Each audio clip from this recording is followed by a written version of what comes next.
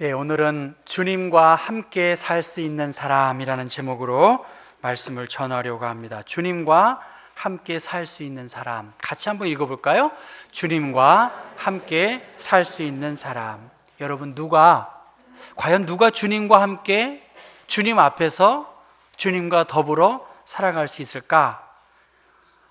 오늘 성경은 정직한 사람은 주님 앞에 살 것이다 라고 새번역 성경에는 말씀하고 있습니다.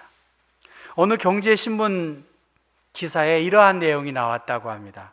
공중전화, 요새는 별로 없지만 공중전화가 고장이 났는데 그 공중전화에서 전화를 내리니까, 수화기를 내리니까 갑자기 그 공중전화기 안에 있던 돈들이 막 쏟아져 나왔다는 거예요. 그랬을 때 59%의 사람들이 어떻게 했을까요? 그걸 그냥 주머니에다 놓고 이렇게 갔다는 거예요. 59%의 사람이. 20%의 사람은 그 동전을 주머니에다 놓고 전화국에다가 전화가 고장났으니 고치십시오, 그렇게 말했다고 합니다. 나머지 20%의 사람은 그 동전을 전화국에 갖다 줬다고 말합니다. 여러분, 정직한 사람, 특별히 돈에 대해서 얼마나 정직하게, 아무도 보지 않는 상황에 대해서 우리가 얼마나 정직하게 아름답게 살아갈 수 있을까 생각하게 됩니다. 우리가 정직한 사람, 손해가 많다라고 이야기합니다. 온유한 사람, 항상 온유할 수 없는데 온유하면 손해볼 때가 많이 있는데, 성경은 계속해서 정직하게 살면 하늘에 복이 있다, 주님과 함께 살 수 있다, 그렇게 성경은 우리에게 말씀하고 있습니다. 시편 140편은 다윗의 시라고 그렇게 기록이 되었습니다. 다윗만큼 영광스럽고 아주 이스라엘의 전성기를 누린 왕도 없고, 다윗만큼 힘겹게 어두움의 골짜기를 걸어간 인물 또한 없습니다. 우리가 알고 있는 다윗은 사울의 살해 위협을 통해서 사울을 피해 망명을 갔습니다. 그 높당에 망명을 갔으니까 골리앗을 죽인 영웅이 자기의 땅으로 돌아오니까 이 높 사람들이 긴장을 한 거예요. 그리고 이 다윗을 죽이려고 했습니다. 이 생사의 기로에서 다윗은 이번 주 수요일 날 말씀을 전하려고 하는데 침을 흘리면서 미친 사람처럼 어리석게 행동을 했던 그러한 위기도 경험했던 것이 다윗의 삶입니다. 이 시편 140편은 한 10년 동안 이렇게 도망자의 생활을 통해서 다윗이 깨달은 그러한 말씀의 기록입니다. 그는 사면초가 진퇴양난의 비탄함을 경험하면서 그 고난 속에서 오늘 말씀도 그렇지만 자신을 죽이려고 모함하고 헐뜯는 사람들, 그들에 둘러싸여 있었습니다. 그리고 수많은 전쟁을 통해서 경험했던 것처럼 그 가운데서 하나님이 나를 지켜주신 것처럼 하나님 이 위기 가운데 나를 구해 주십시오. 오늘 140편 1절 보면 여호와여, 악인에게서 나를 건지시며 포악한 자에게서 나를 보존하소서. 그들이 마음속으로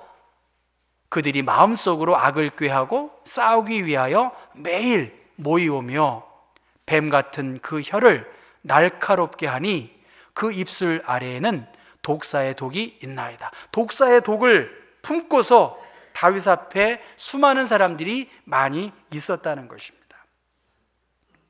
그 위기 가운데에서 다윗은 어떻게 말했냐면, 그들의 그 입술 밑에 있는 그 독 같은 그 독의 재앙이 그들에게 돌려지게 해주십시오, 그렇게 말하고 있습니다. 한번 여러분 4절 말씀 5절 말씀 같이 읽어볼까요? 여호와여, 나를 지키사 악인의 손에 빠지지 않게 하시며 나를 보존하사 포악한 자에게서 벗어나게 하소서. 그들은 나의 걸음을 밀치려 하나이다. 교만한 자가 나를 해하려고 올무와 줄을 놓으며 길 곁에 그물을 치며 함정을 두었나이다. 예, 다윗의 주변의 환경은 정말 올무가 있고 함정이 있고 다윗을 죽이려고 모의하는 일들로 가득했지만 그 상황에서 7절 말씀 보면 내 구원의 능력이신 주 여호와여 전쟁의 날에 주께서 내 머리를 가려 주셨나이다.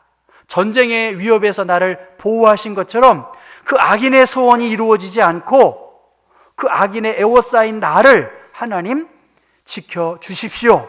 그리고 11절 말씀에 같이 한번 읽어보겠습니다. 악담하는 자는 세상에서 굳게 서지 못하며 포악한 자는 재앙이 따라서 패망하게 하리이다. 그렇게 말씀하고 있습니다. 예, 재난의 위기 가운데에 하나님께서 이 모든 그 환경에서 이 위기에서 다윗은 그렇게 기도했는데 저는 12절과 13절의 말씀 중에서 13절의 말씀을 오늘 말씀을 전하려고 하는데요. 12절 말씀 읽어볼까요? 내가 알거니와 여호와는 고난당하는 자를 변호해 주시며 궁핍한 자에게 정의를 베푸시리이다. 하나님은 고난당하는 자를 변호해 주시겠다 말했습니다. 여러분, 흔히 아주 부자, 권력 있는 사람들, 그들이 감옥에 있거나 큰 재판을 앞두고 있으면 어떻게 하죠? 초호와 변호인단을 구성한다, 그렇게 말하잖아요. 지금 조국 수석 전 법무부 장관의 부인이 변호인들이 어떻게 해요? 초호와 변호인단을 구성했다, 그렇게 이야기합니다. 그러니까 최선을 다해서 방어한다는 거겠지요. 하나님은 오늘 무슨 말씀합니까? 여호와는 고난당하는 자를 어떻게 해요? 변호해 주신다는 거예요. 초호와 변호인단보다도 더 힘이 세신 하나님, 지혜가 충만하신 하나님이 변호해 주신다는 거예요. 고난당하는 자에게. 그리고 궁핍한 자에게 어떻게 하죠? 정의를 베풀어 주시겠다, 그렇게 말씀하셨어요. 예, 약자와 고통당하는 자, 가난한 자를 주님은 변호해 주시고 특별히 하나님의 도움이 절대적으로 필요한 사람들에게 하나님은 그들에게 공의를 세우시겠다 말씀하셨는데 오늘 13절 말씀 같이 읽어볼게요. 오늘의 요절과 같은 말씀으로 진실로 의인들이 주의 이름에 감사하며 정직한 자들이 주의 앞에서 살리이다. 의인들이 주의 이름에 감사한다. 지난주에 감사에 대한 말씀을 했는데 사실은 어떻게 보면 감사하다는 말을 더 많이 하면 할수록 저는 그 사람 훌륭하다고 생각해요. 그러니까 의인이 주님께 감사하고 정직한 자들이 주의 앞에서 살리이다, 그렇게 말했습니다. 정직에 대한 부분입니다. 여러분, 아까 말했던 돈이 길거리에 떨어져 있는데 혹은 아까 제가 말했던 그러한 상황에서 내가 얼마나 정직하고 바르게 판단해야 될까? 그 정직에 대한 건 뭐죠? 정직의 반대는 거짓입니다. 거짓. 정직은 고든, 정직한, 올바른, 그것이 정직이고요. 마음이 곧고 바른 것, 진실한 말을 하는 것, 진실한 방법을 행하는 것, 그것이 정직이라고 볼 수가 있겠습니다. 여러분 왼쪽에 있는 저 사람은 알렉산더 스튜어트라고 하는 19세기에 미국의 이 백화점의 주인이었다고 합니다. 알렉산더 스튜어트라고 하는 사람인데요. 이 알렉산더가 이 백화점 직원들과 같이 이렇게 의논을 하게 되었습니다. 마치 신상품이 나온 거예요. 이 백화점에 신상품을 판매하기 위한 이 점원들의 의견을 듣기 위해서 자신들이 이 신상품에 대한 평가를 해보라고 그렇게 물어봤다고 합니다. 그랬더니 그 직원들이 동일하게 이 물건은 그냥 특별히 그렇게 좋은 것이 없네요. 특별히 지난번 상품보다 달라진 것이 없는, 그냥 그렇습니다. 신통한 점이 없습니다. 이렇게 회의하고 있는 과정에서 어느 중년 신사가 그 백화점을 찾았다는 거예요. 그러면서 그 디스플레이된 그 신상품을 보고 이것에 대해서 좀 설명을 해 주십시오. 제품을 설명해 주십시오. 이렇게 요청을 하니까 아까 지난번 상품보다 그렇게 달라진 것이 없네요. 이렇게 말한 그 직원이 이거 신제품인데 훨씬 효능도 좋고 디자인도 아주 잘 된 것입니다. 이렇게 설명을 아주 유창하게 했다는 것입니다. 그 설명을 듣고 이 중년 신사가 만족스러운 표정을 짓고 이것을 싸달라고 그렇게 하는 그 모습을 본 이 알렉산더 스튜어트가 그 손님에게 다가가서 이 제품이 새로운 것이기는 하지만 그다지 훌륭한 제품이 아닙니다. 그러니까 이걸 사시지 않는 것이 좋겠습니다. 이렇게 말했다고 합니다.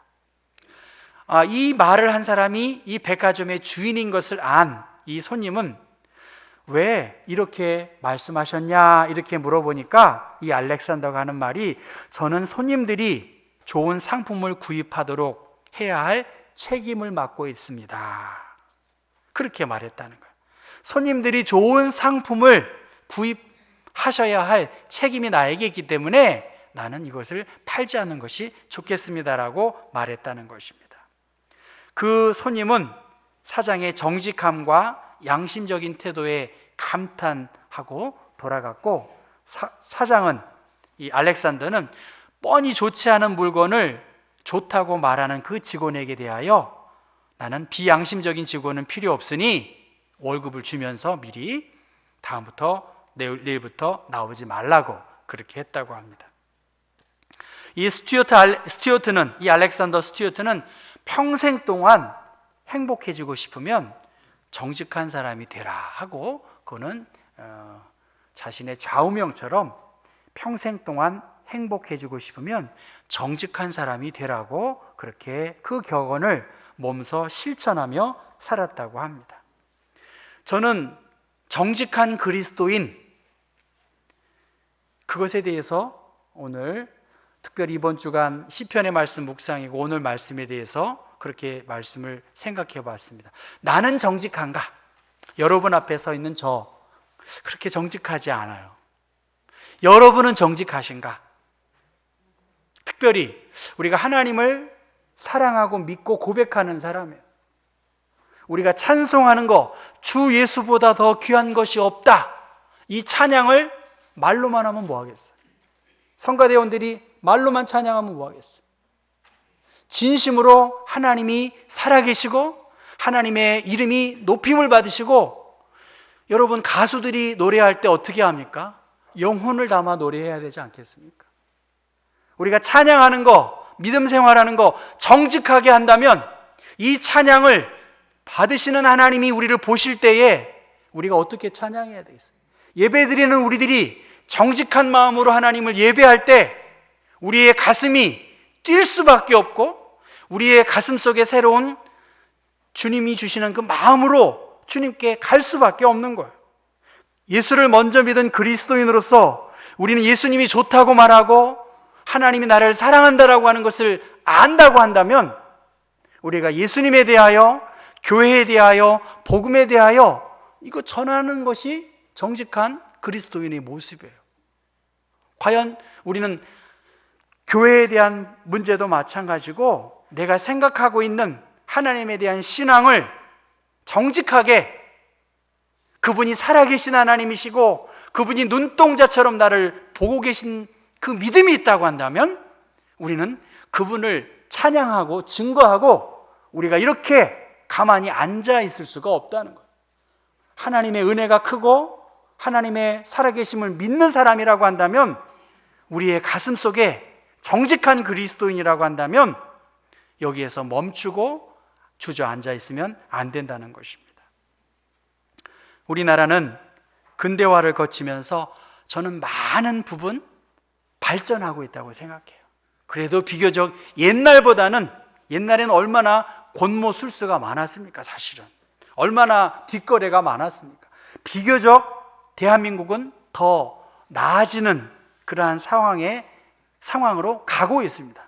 사회 지도층들 그들에게 이 변화된 사회에서 요청하는 것은 정직함입니다. 사회적으로 존경받는 지도자들이 과거의 부정한 모습들이 드러나면 날개 없이 추락하는 모습들을 우리는 보고 있습니다. 사람된 품격, 그리스도인들 또한 품격을 우리가 유지해야 되는데, 과연 이 2019년 나는 예수를 믿는 그리스도인으로 정직함을 중요한 삶의 미덕과 가치로 갖고 있느냐? 그것입니다. 성경에 대한 중요함을 알면서도 성경만 이렇게 말하는 사람 좀 별로 안 좋아요, 솔직히. 왜냐하면 여러 세상의 지식도 있어요. 그것 또한 우리가 배우고 하나님의 말씀이 그거보다 더 높음은 알지만 교인들을 바보로 만드는 목회자들이 있는 것 같아요. 기도만 그렇게 말해가지고 막 소리 지르는 사람들이 너무 많아요. 저 사람들은 하나님이 들으실 거라고 생각하고 기도하나? 하나님 귀먹은 하나님이 아닌데? 자기 들으라고 기도하는 건가? 이웃사람 기도하라고 기도하는 건가? 그런 생각을 합니다. 신앙이 없는 사람들이 내 모습을 보고, 주변에 예수 믿는 사람들의 모습을 보고, 그들의 비상식적인 행동을 보고 과연 예수 믿을까? 그들의 무절제한, 정직하지 못한 그러한 행동들이 선교에 커다란 장애를 초래하고 있다는 것을 그들은 모르고 있다. 우리 또한 마찬가지죠. 우리 교우들이 더 정직한 그리스도인으로 하나님이 눈동자처럼 우리를 지켜보시는데 우리의 마음과 행동들이 어떻게 흐트러질 수 있겠습니까? 여호와께 피하는 것이 사람을 신뢰하는 것보다 나으며 여호와께 피하는 것이 고관들을 신뢰하는 것보다 낫도다, 그렇게 말씀하셨어요. 여러분, 오늘 우리들은 정직하냐는 거예요. 많은 문제가 있죠. 세상에, 나라에, 교회에 많은 문제가 있어요. 좋아, 그러면 그렇게 말하는 당신은 정직한가? 여호와께서 보시기에 정직하고 선량한 그러한 일을 행하라. 그리하면 내가 복을 받는다. 신명기 6장 18절에 말씀합니다. 그 땅에 들어가서 여호와께서 모든 대적을 내 앞에서 쫓아내시겠다. 정직하고 선량한 일을 행하는 사람에게 하나님이 도우시겠다 말씀하셨습니다. 내 조상들에게 맹세하신 아름다운 땅을 차지하리니 여호와의 말씀과 같으니라 말씀하십니다. 잠언에는 그렇게 말합니다. 악인의 제사는 여호와께서 미워하셔도 정직한 자의 기도는 그가 기뻐하시느니라. 여러분이 정직하게 살면서 주님의 뜻이 이루어지기를 소원하는 그 기도를 들으시고 하나님은 기뻐 받으시는 거야. 게으른 자의 길은 가시 울타리 같으나 정직한 자의 길은 대로니라. 우리가 정직하게 살지 못하고 교회가, 그리스도인들이 옳지 못한 일들에 앞장서면서 성경이고 뭐 영적인 법칙이고 뭐 영적 기자재고 이런, 죄송하지만 헛소리 하면서 하는 사람들이 있어요. 그거는 세상의 법 안에서 하나님의 공의를 드러내야지 함부로 성경을 곡해하는 사람들이 있다는 거죠. 정직한 자의 길을 하나님은 열어주시겠다 말씀하셨습니다. 여러분, 다윗은 그 많은 위기와 어려움 가운데에서 하나님이 나를 보호해 주시고 인도하시는 확신이 있기 때문에 그 악한 사람들, 악을 도모하는 사람들에게 자신의 문제를 패스하고 나는 하나님 앞에 정직한 자로 살 것을 소원했습니다. 다윗을 통해서 우리는 예수님을 봐야 하고 다윗을 통해서 우리는 내 모습을 보아야 할 것입니다. 예수님은 수많은 종교 지도자들의 공격을 받으셨어요. 율법에 아주 정통한 사람들로부터 공경을 받았다는 거죠. 그들의 모함을 받았고 그들은 자신들이 생각하는 것이 달랐음에도 불구하고 예수를 죽이려고 하는 일에는 아주 마음이 하나가 되어서 예수님을 십자가에 못 박는 일에 계속된 모의와 공격과 위협을 가했던 것입니다. 그럼에도 불구하고 그들의 계속된 공격과 위협 속에서 예수님은 쉼없이 주님이 하나님께로부터 맡겨준 그 위임을 감당하기 위해 온전한 길을 가셨습니다. 여러분, 왜 나만 혼자 이 고생을 할까 하는 유혹을 받을 때가 있습니다. 그런데 갈라디아 5장 9절 말씀 보면 우리가 선을 행하되 낙심하지 말지니 포기하지 아니하면 때가 이름에 거둘 것이다. 선을 행하다가 하나님의 말씀을 쫓아서 정직하게 살다가 그 일에 대하여 잘 이루어지지 않는다 할지라도 낙심하지 말라고 그렇게 말씀하십니다. 공평과 정의가 사라진 그곳에 어느새 악한 세력들이 주인 노릇할 때가 많이 있습니다. 우리를 게으르게 하고 우리를 점점 도덕적 불감증에 빠지게 하고 있습니다. 삶의 의욕과 맥이 빠질 때가 있는 그 상황에 오늘 12절과 13절의 말씀처럼 여호와는 믿음으로 선하게 살아가는 그 고난당하는 자, 궁핍한 자를 변호해 주시고 정의를 베풀어 주시고 특별히 여호와의 이름에 감사하고 정직한 자들이 주님의 앞에서 기뻐 뛸 것이라고 말씀하셨습니다. 우리의 많은 기쁨과 소원이 있겠지만 여러분, 하나님 존전 앞에 설 수 있다는 것, 그분 앞에서 기뻐 뛰며 찬송하고 감사할 수 있다는 것, 내가 무릎 꿇고 기도하는 것을 하나님이 아시고 그 정직한 자의 기도에 대로를 열어주시는 분이 나의 주님이심을 믿는다고 한다면 여러분, 우리가 어떻게 할 수가 있겠습니까? 감사할 수밖에 없고 하나님 앞에 주님 주시는 기쁨을 누릴 수밖에 없습니다. 우리 모두는 연약합니다. 제가 여러분에게 갑자기 100% 정직한 삶을 살자 이렇게 말하는 것이 아니에요. 저 자신도 여러분 개인마다 이러한 저러한 이유와 사정이 있을 수 있습니다. 그런데 시편 139편의 말씀을 보면 여호와 하나님은 나를 살펴보신다 했습니다. 나를 아신다고 하셨고 나의 앉고 일어섬 멀리서도 나를 아시고 139편 13절의 말씀 보면 주께서 내 심장을 내 내장을 지으시며 나의 모태에서 나를 만드셨나이다 라고 말하고 있습니다. 포악한 자, 교만한 자, 그것은 다윗에게도 있었고 여러분 주변에도 나를 무너뜨리고 넘어뜨리려고 하는 그 주변에 악한 무리들이 있는 것이 사실인데 그 악한 자들이 던져놓은 덫이나 올가미에서 우리를 지켜주시는 분이 하나님이시라고 성경은 말합니다. 하나님은 양심이 있는 나의 행동, 정직한 나의 모습, 그것은 나뿐만이 아니라 우리 교회 공동체에 더 풍성케 하는 믿음의 숲을 이룰 수 있는 자양분의 역할을 하나님이 하시는 그러한 계획을 갖고 있음을 우리가 기억해야 합니다. 에베소서 4장 25절 말씀 보면 그런즉 거짓을 버리고 각각 그 이웃과 더불어 참된 것을 말하라. 이는 우리가 서로 지체가 됨이라. 우리가 그리스도 안에서 한 가족이고 한 지체예요. 제가 여기 뭐 좀 하다가 이렇게 다쳤어요. 자그마한 부분인데 이 손바닥에 나온 이 물집이 굉장히 신경이 쓰이는 것이죠. 그리스도의 몸된 교회, 그리스도의 한 가족인 여러분의 한 사람 한 사람이 아파하고 마음이 상할 때에 정직한 자가 그들에게 사랑을 베풀고 안아주고 위로한다면 하나님의 아름다운 사랑이 드러날 것입니다. 주님은 정직함으로 우리를 깨끗게 하시는 십자가의 은총을 우리에게 보여주셨습니다. 삶이 힘들지라도 여러분 진실한 말, 그리고 적어도 예수 믿는 사람들이 여러분 신의를 지켜야 되지 않겠어요? 하나님에 대해서 신의를 지키라는 게 아니에요.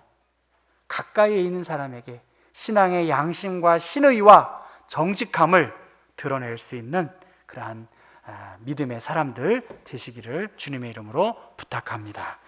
기도하겠습니다. 하나님 아버지, 정직한 자는 여호와 앞에서 주님과 더불어 살 것이라고 약속해 주셨습니다.